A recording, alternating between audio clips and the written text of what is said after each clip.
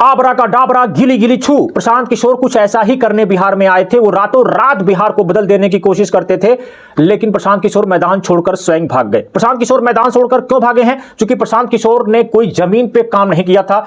वो रीलबाज थे। वो सोशल मीडिया को अच्छे से मैनेज किए थे। बहुत सारे यूट्यूबर्स को, सोशल मीडिया इन्फ्लुएंसर को अपने पाले में कर रखा था, जिससे उनकी हर दूसरे रील आप देखते थे और लगता था प्रशांत किशोर कितने बड़े नेता हो चुके हैं। लेकिन याद रखिएगा, सोशल मीडिया, केवल सोशल मीडिया से आप चुनाव नहीं जीत सकते हैं, आप फिजा बना सकते हैं।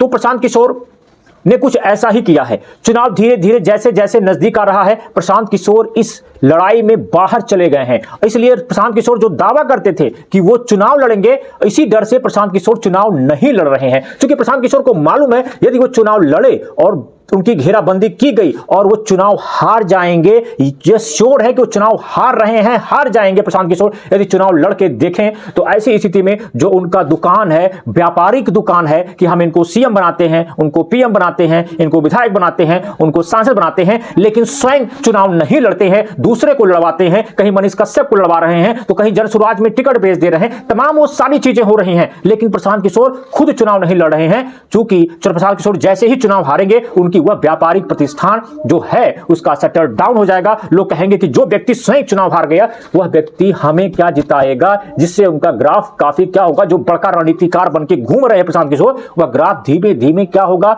नहीं एक बैग क्या होगा, प्रशांत किशोर का ग्राफ नीचे गिर जाएगा। तो यही डर प्रशांत किशोर को है। और बिहार का चुनाव, मैं फिर कहता हूं, बिहार का चुनाव महागठबंधन बनाम एनडीए का है, जिसमें धीमे धीमे एनडीए अपनी बढ़त बना रखा है।